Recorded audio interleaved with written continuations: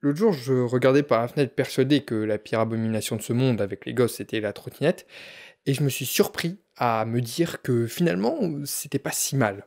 Non pas parce que j'ai vu quelqu'un passer en trottinette avec classe, hein, mais parce que j'ai vu tellement pire. Vous savez, ces trottinettes en triangle, tu sais pas si c'est un déambulateur ou un chariot de supermarché.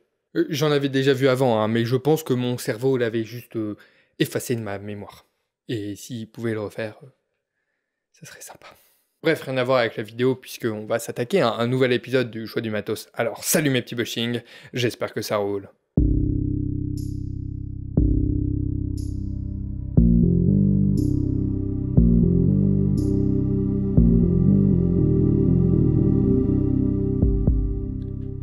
De loin, de très loin.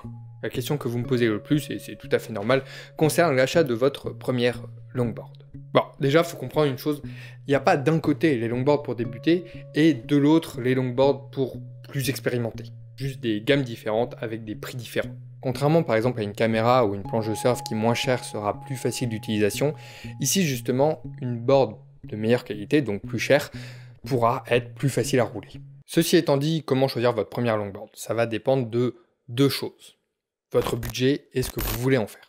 Si vous êtes tout de suite tenté par une discipline particulière comme le freeride, le dancing freestyle, etc., je vous renvoie à mes vidéos sur le choix du matos et les articles que je vous mets en description. Et dans ce cas, si vous êtes sûr de vouloir faire une discipline, autant acheter le matos adapté direct parce que ça vous économisera une board au final. Vous économiserez donc plus d'argent pour acheter, je sais pas moi, des bushings.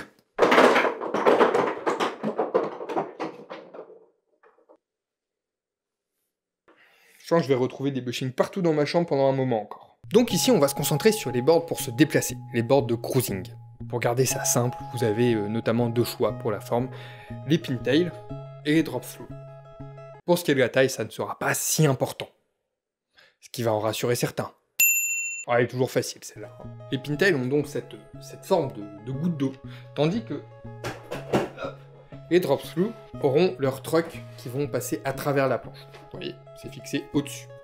Les premières auront pour avantage d'être notamment plus fun à ride. Elles pourront mieux carver, ce qui les rapprochera plus du surf, tandis que les secondes seront principalement moins fatigantes. Ce qui s'explique par le fait que les trucks passent à travers la planche, ce qui la rabaisse, la rapproche du sol, et donc vous aurez moins à plier votre jambe d'appui quand vous pusherez. On pourrait croire que c'est insignifiant, hein, mais croyez-moi, quand on fait un Lyon-Brest en board, on sent la différence. Je dis ça comme si je l'avais fait, alors que mon cardio claqué au sol me permet juste d'aller à la boulangerie au bout de ma rue. Passons. Autre avantage des drop-through est la stabilité. Ayant un centre de gravité plus proche du sol, c'est plus stable. Je suis désolé, hein, si vous vous attendiez à des explications physiques poussées, Du coup, c'est d'autant moins fatigant car ça sollicite moins vos muscles profonds pour garder votre équilibre, mais en plus, ça vous permettra de prendre des légères descentes. Mais jure, mettez un casque si vous faites des descentes, sinon je viens chez vous et je vous fais bouffer des cornichons chauds. Et je sais pas si vous en avez déjà mangé, mais c'est dégueulasse. Et si un jour vous voulez vous mettre au freeride Downhill, vous aurez plus de facilité à lâcher vos premiers slides. Au contraire, si vous êtes plus tenté par le dancing freestyle, sur les drop-through, le passage des trucks va rétrécir votre dance floor et le fait que la board soit plus proche du sol va rendre votre pop moins optimal.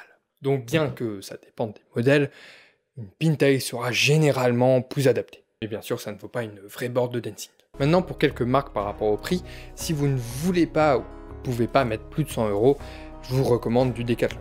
Alors c'est pas fou, mais c'est pas cher. En tout cas pour leur longboard complète de balade. Au-dessus, vous avez tout ce qui est Globe, Long Island, etc. qui sera de meilleure qualité, mais pour moi pas spécialement le meilleur rapport qualité-prix, parce que entre le pas cher et le haut de gamme. Et donc finalement, vous avez toutes les marques comme Arbor, Landyacht, Loaded, etc. qui seront vraiment de meilleure qualité.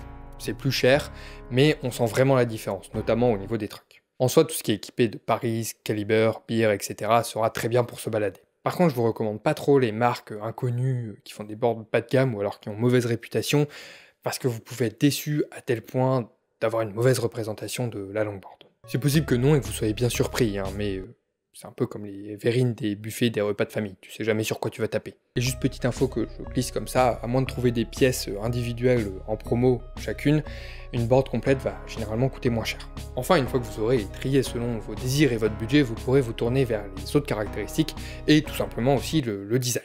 C'est quand même plus cool d'aller au taf avec une board Bob l'éponge, seul un fou dirait le contraire. Voilà, maintenant vous savez ce qu'il vous reste à faire, me soutenir sur Utip. Ça va, je rigole. Mais merci au passage à ceux qui le font. Il ne vous reste plus qu'à choper une board et vivre votre meilleure vie en glissant loin des jaloux. Si néanmoins ces conseils vous ont pas suffi et vous voulez approfondir les sujets, je vous mets encore une fois les liens dans la description de la playlist sur le choix du matos et aussi des articles sur les différentes pièces du blog. Ils sont souvent un petit peu plus détaillés que les vidéos. Je vous invite à montrer votre appréciation pour cette vidéo en cliquant sur le bouton prévu à cet effet, à vous abonner si ce n'est pas déjà fait pour devenir des Bushings de l'espace. Et surtout, bon ride. And through the lines I escape, with my mind I create another page.